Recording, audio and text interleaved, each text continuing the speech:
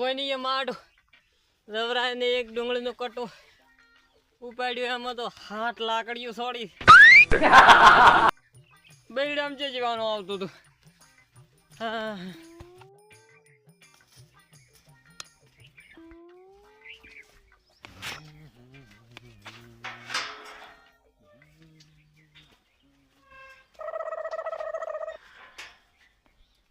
લખોદી હો અલા થરાજ જોતો ચમ થરાદ શું લેવા જતા?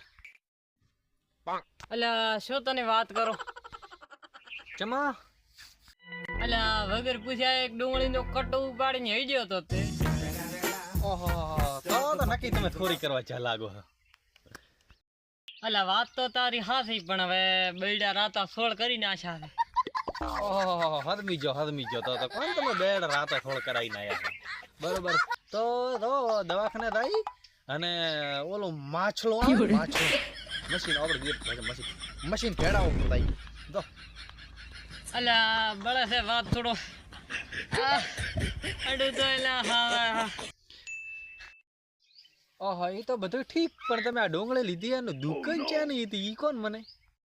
અલા દુકાન તો ગભરતી નહીં હતી એ બધા માણસો ચા પીતા હતા એટલે મને શું ખબર કે આના માણસો છે. હું બધું બહાર લાવી તો હેડ્યો કટો ઉપાડીને તો પડ્યા માથે બેડમ જીતે છે પોઠા કોઈ બાચી નથી રાશો. ઓહો તો ટૂંક બીજી ખેડા આવતા પ્રેરણા કા મેં તમને કીધું ને મશીન દઈને મરાઈ આવતો પો અને અમને હવે દાવા જો આવી છોરીયા કરવા ના દવરાય, છોરીયાના ધંધામાં આવું ના દવરાય અને ધંધા કરો તઈ. હવે સારું હવે હોર્યું છે તો હવે ભૂગવું તો પડશે ને તો દવરાય ને કટક પાડવા.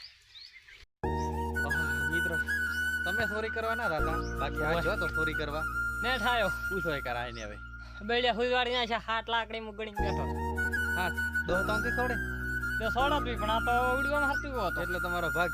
હા પણ મિત્રો આ વિડીયો બનાવવાનું તો મહેનત તો પડી હતી હમા કટ પડ્યા છે કારણ કે થોડા માણસો કોઈ હતા નહીં મારે. થોડીક ચેનલને આગળ વધારજો, થોડીક સબસ્ક્રાઇબર કરજો મિત્રો અને શેર કરજો અને લાઈક કરજો. ખૂબ ખૂબ ધન્યવાદ. આટલો કરો તમે અને આટલા તમે સબસ્ક્રાઇબ કર્યા એ બદલ હા ખૂબ ખૂબ તમારો આભાર.